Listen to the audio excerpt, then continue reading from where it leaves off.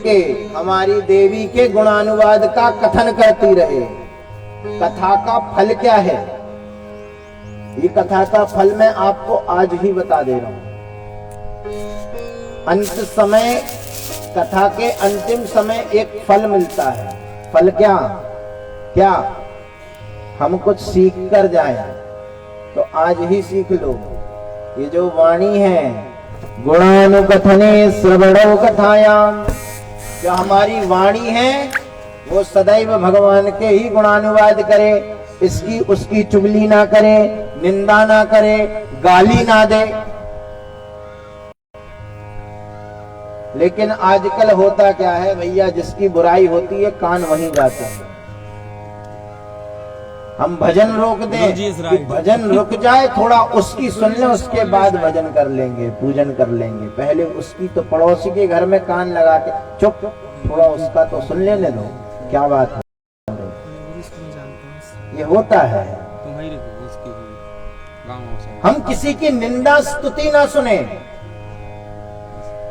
वाणी गुणानुकथनी, हमारी जो वाणी है वह भगवान का ही गुणानुवाद करे। और जब हम कुछ कहें ना तो भगवान के विषय में ही कहें। हमारी सबसे ज्यादा एनर्जी वेस्ट होती है फालतू बातों में। हम भगवान का ही गुणानुवाद करें और उनकी कथा ही श्रवण करें। श्रवणो कथायाम हस्तैश्च कर्म सुमनः, जो हमारा हाथ है उनके ही निमित्त कर्म करें। जब कर्म उनके निमित्त कैसे हो सकता है पता है आपको? मैंने आपको एक दिन और बताया था कि हम भगवान के निमित्त भगवान का भजन पूजन करें, उनका ही नाम लेते रहें। रेवा रे कल्याणी तू मां, नमो नर्मदे माई रेवा। जो भी हमको जो भजन पसंद हो उनका गुणानुवाद करें। और जब उनका गुणानुवाद करेंगे तदुपरांत इसके पश्चात हाथों से कर्म,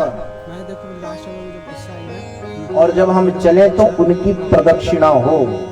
जब जब जहां जहां चले बस यही मन में विचार हो कि हम भगवान की परिक्रमा कर रहे हैं। जो काम करने जाए, कुछ भी करो, बस स्मरण यही रहे कि हम उनकी ही प्रदक्षिणा कर रहे हैं। तो जीवन सफल है। और कल हम लोग कथा श्रवण कर रहे थे, बड़ी सुंदर कथा थी कालप्रष्ट की, भस्मासुर की।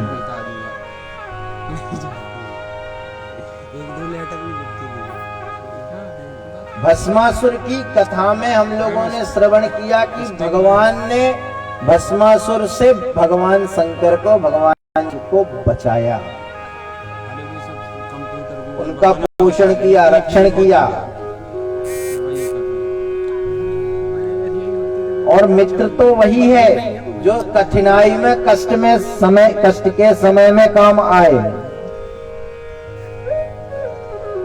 असल में मित्र वही है। और नहीं तो आजकल तो मित्र ऐसे होते हैं भैया कि कोई अगर दुखी है तो सबसे ज्यादा दूसरा क्या कष्ट में रहेगा, दूसरा क्या प्रसन्न रहेगा। सबसे ज्यादा मित्र प्रसन्न होते हैं, सबसे ज्यादा अपने प्रसन्न होते हैं कि भैया हमारा वो तो बड़ा कष्ट में है। पता है ना, याद रखना। इसीलिए सदैव अपने भ्रातृ बंधुओं से, सदैव अपने भाइयों से कभी धन संपत्ति के लिए लड़ाई झगड़ा मत करना। भाइयों से धन संपत्ति के लिए कभी लड़ाई ना हो, कोर्ट कचहरी ना हो। अंतिम समय में शमशान तक संपत्ति नहीं जाती, भाई जाता है। भाई शमशान तक जाएगा, संपत्ति शमशान तक नहीं जाएगी। और इसीलिए सदैव अपने भ्रातृबंधुओं से कभी गलत व्यवहार ना करें।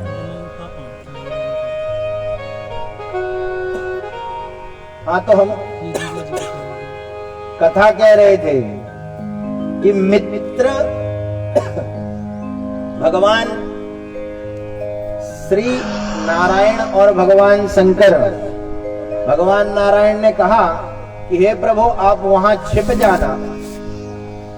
छिपने के कारण, अच्छा, छिपने के एक शब्द कहते हैं हमारे बुंदेलखंड में, लुक जाना। तो लुक गए भगवान, और लुकने के कारण लुंकेश्वर भगवान वहां पर स्थापित हुए। बोलिए लुंकेश्वर नाथ की। यहां पर भगवान लुंकेश्वर के नाम से प्रसिद्ध हुए। तदुपरांत भगवान बैठे और बड़ा परिहास कर रहे कि वाह महाराज, आप तो बड़े बहुत भोले, इतने भोले हैं कि आपको किसको क्या देना चाहिए ये भी नहीं मालूम। आप तो ये भी नहीं जानते कि हम किस भक्त को क्या दें। आपको तो सारे संसार, भक्त ने कहा कि प्रभु हमें ये दे दो, बोले हाँ बेटा ले लो। अरे ऐसा कोई भक्त होता है? और तुमने दे दिया और वही भक्त तुम्हारे पीछे पड़ गया कि अब तुम्हारी खोपड़ी पे हाथ रखेंगे। भगवान बड़े मुस्कुराए। तो भगवान शिव ने कहा अब क्या करें भैया, अब चेला मिला तो ऐसा मिला। भगवान ने कहा हमारे शिष्य देखोगे, हमारे शिष्यों के दर्शन करना है? बोले हाँ, आप अपने शिष्यों के दर्शन कराएं। बोले चलो हम तुम्हें अपने शिष्य के दर्शन कराते हैं। और महाराज सांडिल्य ऋषि के यहां लेके गए। वही पिप्पलाद ऋषि का दूसरा नाम सांडिल्य कहा। तो सांडिल्य ऋषि जिनका सदैव नियम था, 7 घर से ही भोजन मांगते थे। 7 घर से, 7वें से 8वां घर नहीं था। और वही भोजन 7 दिन तक करते थे। जितना मिल जाता था वही भोजन 7 दिन तक नियम पूर्वक करते थे। तो जैसे ही भोजन उनका 7वें दिन समाप्त हुआ और यहां भगवान शंकर और भगवान नारायण महाराज जैसे ही आए हैं, उनके पास पहुंचे परीक्षा लेने।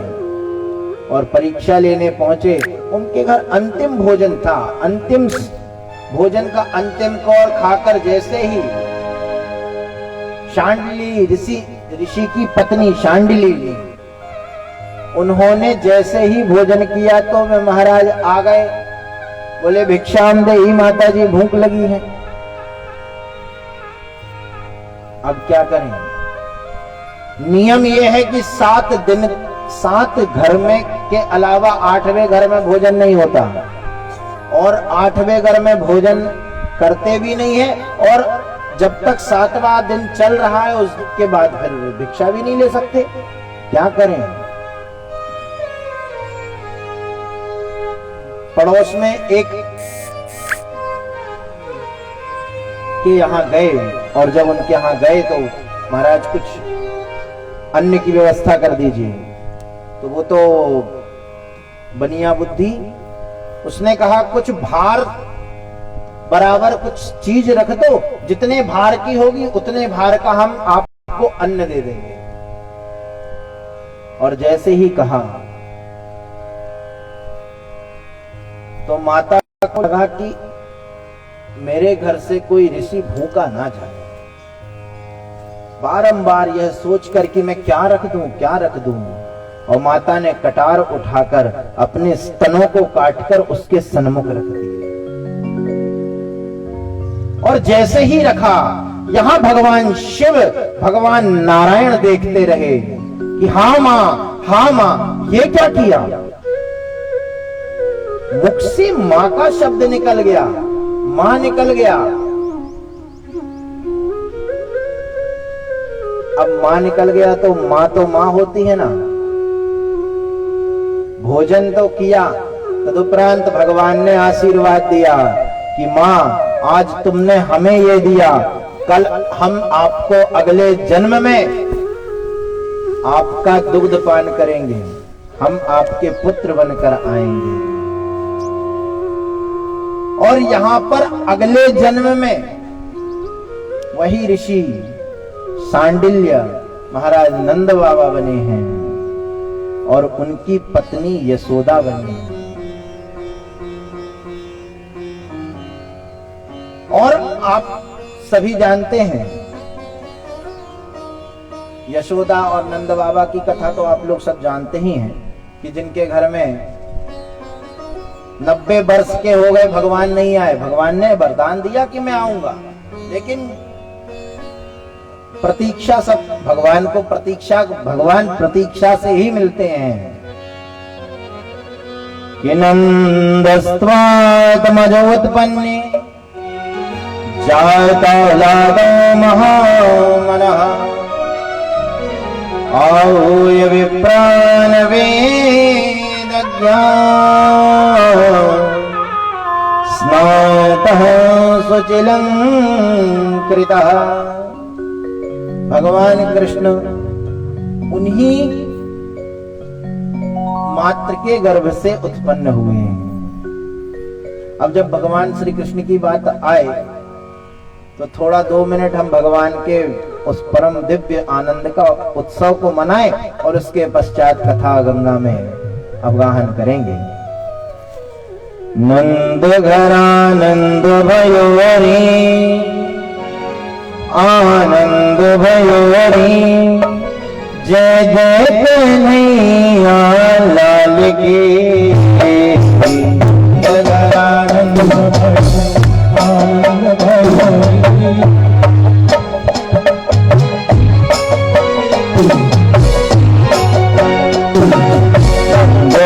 आनंद भयो रे, आनंद भयो रे, जय जय कन्हैया लाल की। आनंद भयो रे, आनंद भयो रे, जय जय कन्हैया लाल की। जय कन्हैया लाल की, सुंदर सलों में गोपाल की।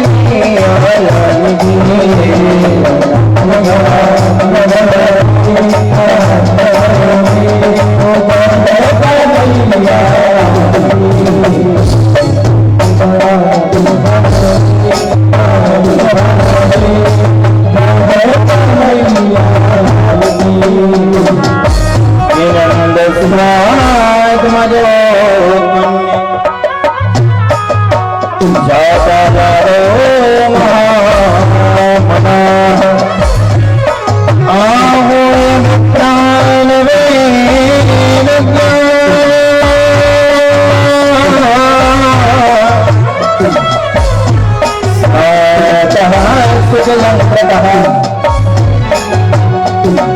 नंद बाबा ने स्नान किया और सबसे पहला कार्य किया, ब्राह्मणों को बुलाया। आहू प्राण में लगिया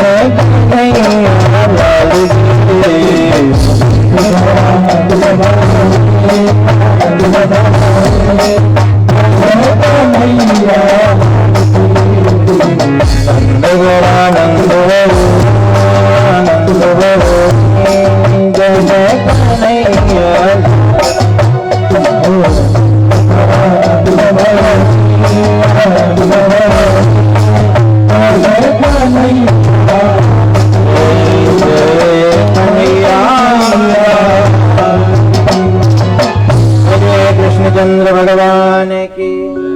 देखो बंधुओं, जब आनंद तो तभी आता है जब भगवान आ जाते हैं, और जब आनंद मतलब नंद के लाला भयो नहीं होता, नंद के आनंद भय होता है। भगवान आनंद की मूर्ति है, और हम इसीलिए तो कहते हैं भगवान कैसे हैं कि सच्चिदानंद रूपाय विश्वोत्पत्त्यादि हेतवे ताभद्रे विनाशाय श्री कृष्णाय वयं नुमः। सच्चिदानंद, सत घन चित घन आनंद, भगवान का एक नाम आनंद है। भगवान के अच्छा, हमारा जो शरीर है ना वो कैसे बना है? हमारा शरीर मांस से बना है, हड्डियों से बना है, रक्त से बना है, ऊपर से चमड़ी का, जैसे फल में छिलका होता है वैसे चमड़ी है। लेकिन भगवान का शरीर इन सब चीजों से नहीं बना। भगवान का शरीर तो आनंद का है, आनंद का शरीर है। आनंद से बड़ा होता है दिव्यानंद, फिर ब्रह्मानंद, फिर परमानंद, अनेक। और हम लोग तो थोड़े से कचौड़ी समोसे ही में आनंद आ जाता है। बोले रसगुल्ला खा लिया आनंद आ गया। आनंद की सीमा है। आनंद का मतलब तो जो कभी समाप्त नहीं होता वह आनंद है। और आनंद से याद आया कि जब भगवान श्री सांब सदाशिव ने, भगवान शंकर ने अंधक नामक दैत्य का वध किया, तब भगवान श्री शंकर का स्तवन किया गया। सारे देवगण ने भगवान शंकर का स्तवन किया, प्रार्थना की, उनको बारंबार धन्यवाद दिया कि हे प्रभु आपको बहुत बहुत धन्यवाद है। बार बार प्रणाम किया, नमन किया। और सारे देवता, क्योंकि बड़ा कष्ट करता था, बड़ा कष्ट देता था अंधक, सारे देवताओं ने जब बार बार प्रसन्नता पूर्वक भगवान शंकर से बारंबार प्रार्थना की, स्तुति की, स्तवन किया, तब भगवान शंकर भी बड़े प्रसन्न हो गए, अपने नंदीश्वर से उतरकर और महाराज नृत्य करने लगे। और नृत्य करने के कारण आनंदेश्वर भगवान की जय। सारे देवताओं ने नर्मदा के दक्षिण तट में भगवान आनंदेश्वर की स्थापना की। और आनंदेश्वर भगवान को जो व्यक्ति नित्य पूजन करता है, प्रायः हर कृष्ण पक्ष और शुक्ल पक्ष की चतुर्दशी के दिन जो व्यक्ति भगवान आनंदेश्वर प्रभु का रुद्राभिषेक करता है अथवा उनका पूजन करता है, रात्रि जागरण करता है, तो महाराज उसके घर में कभी विपत्ति नहीं आती, वह कभी कष्ट में नहीं आता, वह कभी दुखी नहीं होता। बोलिए शंकर भगवान की। ऐसे ही कथा आती है दिति और अदिति। ये मैं आप लोगों को बार बार बताता हूं। ब्रह्मा के पुत्र मरीचि और उनके ही मरीचि के समान ही एक उनके पुत्र हुए श्री कश्यप। उनकी शादियां तो अनेक हुई, लेकिन प्रमुख रूप से दिति और अदिति थीं। दिति से दैत्य हुए, अदिति से देवता हुए। और उनका एक पुत्र दिति से हुआ जो दैत्य था, उसका नाम था करंद। तो महाराज उसने भगवान शंकर का नर्मदा के पवित्र क्षेत्र में उनका स्मरण, स्तवन और तप किया। भगवान शंकर प्रसन्न हुए हैं। और जब प्रसन्न हुए, बोले करंड मांगो क्या चाहिए। कहा प्रभु मुझे कुछ नहीं चाहिए, बस आपकी नितांत भक्ति प्रदान कर दो, मैं आपका प्रिय भक्त बन जाऊं। और जिस स्थान में मैंने तप किया है, इस स्थान में आप सदैव निवास करो। जो भक्त यहाँ पर नित्य आए, दर्शन करे, उन पर सदैव आप मेरी जैसे कृपा मुझ पर की है, वैसे ही कृपा करना। भगवान ने उसे तथास्तु कहा। और वहां पर जिस शिवलिंग को उसने स्थापित किया, उसका नाम हुआ करंजेश्वर भगवान। बोले करंजेश्वर भगवान की जय। कथा आती है कि अनेकानेक दैत्य और दानवों का युद्ध चला। जब दैत्य और दानवों का युद्ध हुआ, आप लोग सब जानते हैं, समुद्र मंथन के पश्चात दैत्य दानव का युद्ध हुआ। दैत्य दानव के युद्ध के पश्चात जब युद्ध होते होते नर्मदा के तट पर युद्ध होने लगा, देवताओं ने दैत्यों का शिरच्छेदन किया। देवताओं ने दैत्यों को मारा, उनके सर काट दिए। और जब सर काट दिए ना, जब वे मृत्यु को प्राप्त हो गए, मृत हो गए, तब महाराज देवताओं को स्मरण आया कि हम तो एक ही पिता की संतति हैं, हम एक ही पिता की संतान हैं, ये तो हमारे भैया ही हैं। याद रखना, शत्रु जब तक जीवित रहता है तब तक शत्रु है, लेकिन जब वह मर जाता है तो उससे सारे रिश्ते खत्म, उससे द्रोह नहीं करना चाहिए। और यहाँ देवताओं ने दैत्यों के उस पूरे शव का अंतिम संस्कार करके उनकी समस्त अस्थियों को लेकर और नर्मदा के तट पर नर्मदा में विसर्जन किया। भगवान शिव का शिवलिंग का निर्माण किया। बोलिए देवेश्वर भगवान की। भगवान देवेश्वर की स्थापना हुई। वहां पर जो भी जाता है, कहा नर्मदा पुराण में कहा कि जो व्यक्ति उस स्थान के सदैव दर्शन करता है उसकी कभी पराजय नहीं होती। बोलिए शंकर भगवान की, नर्मदा मैया की।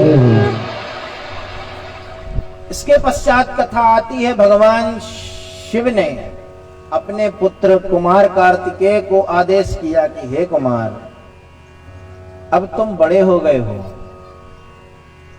अब तुम्हें संसार के कार्य को अपने लेना चाहिए। तुम देवता हो गए हो, अब तुम्हें संसार का संपूर्ण कार्य लेना चाहिए। लेकिन बिना तप के कोई भी व्यक्ति कोई कार्य कर नहीं सकता, स्मरण रखना। बिना तप के कुछ होता नहीं है। आपने कहा होगी, ब्रह्मा का जब जन्म श्री नारायण की नाभि कमल से हुआ, तब भगवान ब्रह्मा भी बिना तप के कुछ भी नहीं थे। ब्रह्मा ने चारों ओर, चारों दिशाओं में जब देखा कि अरे मैं कहां हूं, कहां से आया, तो चारों दिशाओं में देखने के कारण उनके 4 मुख हो गए थे। भगवान ब्रह्मा चतुर्मुखी हो गए। और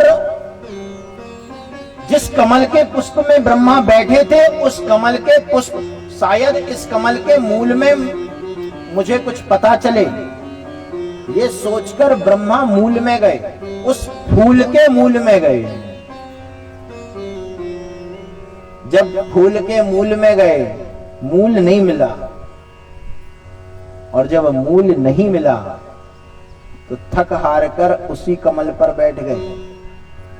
बगल में इतना बड़ा क्षीर सागर था और इतनी विशाल लहरें थी कि कमल का फूल डगमगा रहा था कि शायद मैं डूब ना जाऊं। डर रहे थे ब्रह्मा। लेकिन महाराज, ब्रह्मा डर रहे थे, उसी समय जल के टपकने की आवाज आई, टप टप टप टप। और जब टप टप जल के टपकने की आवाज आई, तब ब्रह्मा समझ गए कि मुझे नारायण ने ध्यान दिलाया है। तप तप तप तप।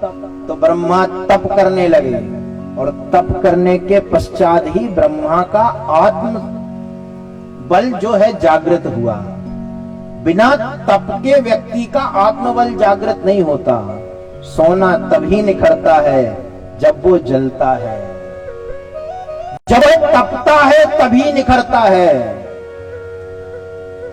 कुमार कार्तिकेय से कहा कि कुमार, तुम मेरे पुत्र अवश्य हो, तुम्हारे अंदर योग्यता अवश्य है, लेकिन बिना तप के तुम्हारी योग्यता, तुम्हारा योग बल अभी आएगा नहीं जब तक तुम तपोगे नहीं। बोले पिताजी, मैं किस स्थान पर जाऊं जहां पर मैं तप कर सकता हूं? श्री भगवान शंकर ने कहा कि प्रिय पुत्र, तुम नर्मदा के पवित्र तट में जाओ, वहां पर ही तुम्हारा तप सफल होगा। और नर्मदा के पवित्र तट में आकर महाराज कुमार कार्तिकेय ने तप किया, और उसी तप के प्रभाव से वे देव के सेना के अध्यक्ष बने, सेनापति बने, उसी तप के प्रभाव से। उसके पश्चात श्री मार्कंडेय ऋषि कहते हैं कि उसके आगे अगस्त्य तीर्थ का दर्शन करें, जहां महर्षि अगस्त्य ने भगवान शिव की तपस्थली, भगवान शिव की तपस्या की थी, अगस्त्य की तपस्थली। इसके पश्चात धनद तीर्थ की व्याख्या है, बड़े सूक्ष्म रूप में है कि वहां कोई जाए, अर्थ से संबंधित जिसे समस्या हो, कष्ट हो, वो व्यक्ति धनद तीर्थ में जाए। इसके पश्चात सक्रेश्वर तीर्थ की महिमा का वर्णन है। कहा जाता है, आप लोगों को बार बार बता रहा हूं कि दिति और अदिति, दिति से दैत्य, अदिति से देवता। एक समय की बस बात है, बृहस्पति ऋषि जो कि देवताओं के गुरु हैं, ध्यान से सुनना, ऋषि बृहस्पति जो देवों के गुरु कहे जाते हैं, वे एक बार इंद्र की सभा में पहुंचे। इंद्र ने उनका अपमान कर दिया। अपमान कैसे? गुरु का अपमान कैसे होता है? गुरु का अपमान होता है कि गुरु जी आए और उनको देख के मुंह फेर लेना। बोले कौन खड़े होगा, कौन खड़ा हो, कौन सम्मान करे, आइए आइए आइए। अरे उससे अच्छा है तो इंद्र ने क्या किया, इंद्र ने उनको दर्शन करके मुख फेर लिया, और जब मुख फेर लिया बृहस्पति ने देख लिया, ऋषि बृहस्पति ने कहा कि ये हमारा अपमान किया। बृहस्पति ने तुरंत उस पद का त्याग कर दिया कि आज से मैं देवगुरु बृहस्पति नहीं हूं, आज से मैंने अपना पद का त्याग किया। याद रखना बंधु, बिना गुरु के व्यक्ति वैसे ही हो जाता है जैसे बिना पिता का होता है, अनाथ हो जाता है। बिना मार्गदर्शक के आपके जीवन में कभी सही मार्ग मिलेगा ही नहीं। और इसीलिए तो गुरु की महिमा है। और अभी कहा ना, गुरु ज्ञान का दीप जलाकर, कि गुरु ब्रह्मा गुरु विष्णु गुरुदेव महेश्वरा, गुरु साक्षात् परब्रह्मा तस्मै श्री गुरवे नमः। गुरु ब्रह्मा विष्णु महेश इत्यादि सब कुछ गुरु ही है। अरे भगवान के दर्शन किए नहीं, जब भगवान के दर्शन नहीं किए, और मैं तो यही कहूंगा कि यहाँ पर ये जो आप भूमि पर बैठे हैं ना, जिस भूमि पर बैठे हैं, यही आपको पहले दिन दूसरे दिन कथा श्रवण कराई थी राजा बलि की। राजा बलि ने इसी भूमि पर बैठकर यज्ञ किए थे, इसी भूमि पर। नर्तम नर्मदायास्तट उत्तरेर्वलि ऋजित्वजस्ते ब्रवकाच्च संज्ञके प्रवृन्तयन्तो ब्रगवाकृतोत्तमम् यजक्षतारुदितं यथा रविम्। राजा बलि ने इसी भूमि पर बैठकर यज्ञ किया, और जब यज्ञ किया तो भगवान वामन आए, और जब भगवान इसी पवित्र भूमि पर आए और आकर जब संकल्प लिया, जब संकल्प लिया कि हे बलि, अच्छा जैसे किसी से कुछ याचना करनी हो ना, कुछ मांगना हो, तो भगवान वामन ने यही किया, किसी से कुछ मांगना हो तो उसकी बड़ाई कर दो, उसकी बड़ाई करो और उसके कुल खानदान की बड़ाई करो।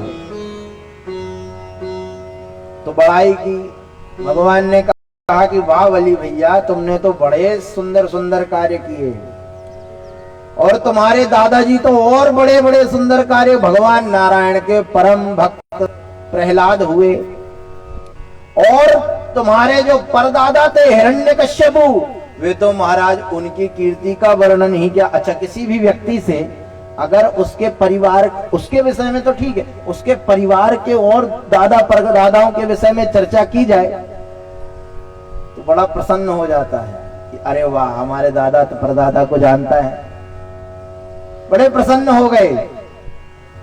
और बलि ने जैसे ही प्रसन्नता पूर्वक पूछा, महाराज अब तो मैं गदगद हो गया, आपको क्या चाहिए ये बताइए।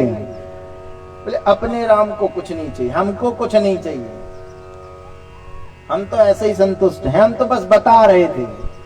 बोले नहीं, बिना लिए नहीं जाओगे, इसलिए क्योंकि यज्ञ में ब्राह्मण आए, जिस कथा में ब्राह्मण आए और बिना दक्षिणा के चला जाए तो यज्ञ संपूर्ण नहीं होता। अरे यज्ञ का तो दूसरा नाम ही, यज्ञ की पत्नी का दूसरा तो नाम ही दक्षिणा है। यज्ञ की पत्नी दक्षिणा है, बिना दक्षिणा के कोई यज्ञ सफल हो ही नहीं सकता। तो प्रभु अब आप आए हैं तो कुछ तो दक्षिणा लेना पड़ेगा।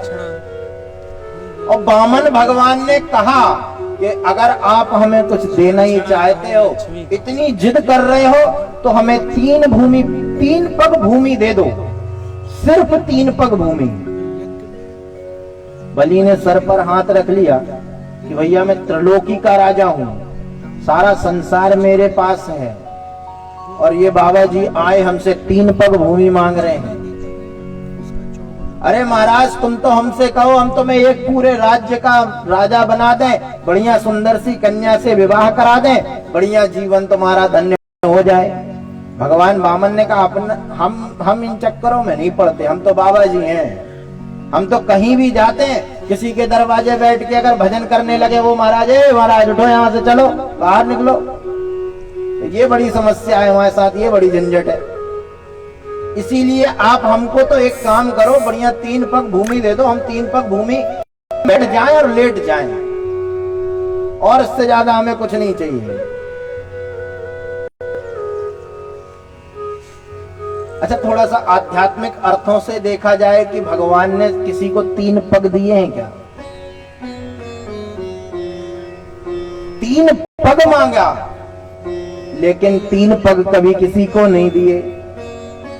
उसने 3 पग देने का वचन भी दे दिया कि हाँ महाराज मैं तुम्हें 3 पग देता हूं। और जैसे ही हाथ में जल लिया ही है, अंजलि में जल लिया ही है, यहां शुक्राचार्य ने कहा कुछ तो गड़बड़ है, कुछ गड़बड़ हो रहा है। उन्होंने अपना ध्यान लगाया, ये वामन की जगह चतुर्भुज भगवान श्री नारायण के दर्शन हुए। शुक्राचार्य जी समझ गए कि ये नारायण है, ये छलिया है, ये छलने आए हैं। बलि के हाथ में जो जल था वो उसको बोला, बलि 2 मिनट समय दो। बलि को किनारे लेके गए और बलि से कहते हैं कि बलि भैया बिल्कुल भूमि देने की जरूरत नहीं है, कुछ भी देने की जरूरत नहीं है, पंडित जी को तो बोलो तुम जाओ। बोले क्यों महाराज? अभी जब तक मैं उनसे जिद करता रहा कि कुछ ले लो कुछ ले लो, वो खुद ही मना कर रहे थे। लेकिन अगर हमने अब कह दिया कि तुम जाओ कुछ नहीं दे रहे, तो बड़ी भारी बेइज्जती होगी।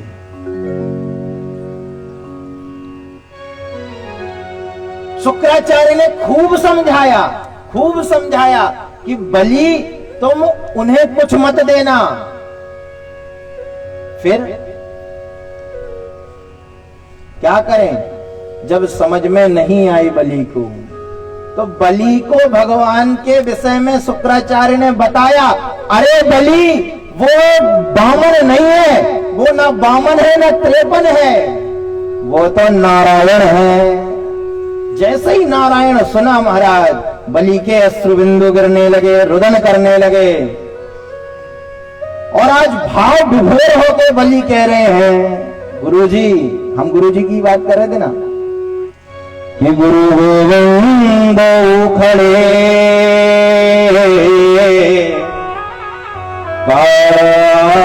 के लागू पाए, बलिहारी गुरु आपने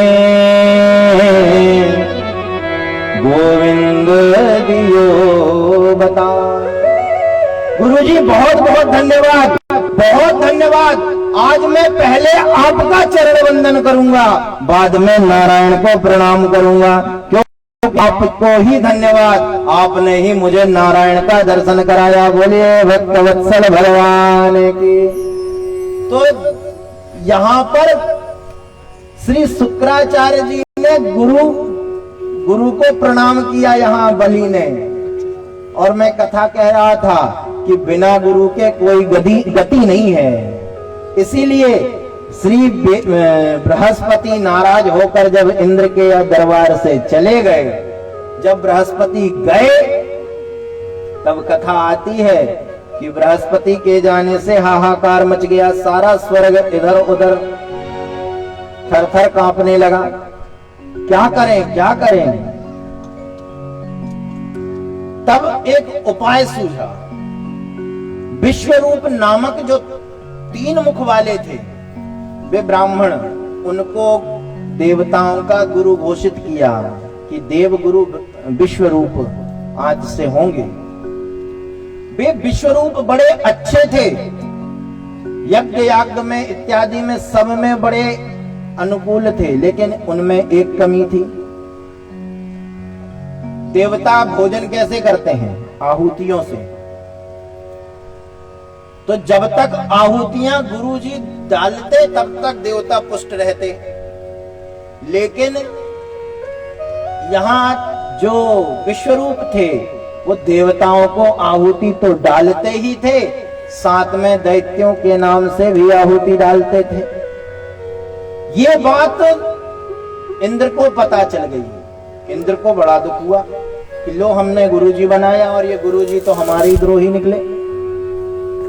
अब इंद्र ने अपने वज्र से महाराज अपने गुरुजी का सिरच्छेदन कर दिया, विश्वरूप का सिरच्छेदन कर दिया, विश्वरूप का सिर काट दिया। अब इंद्र को ब्रह्म हत्या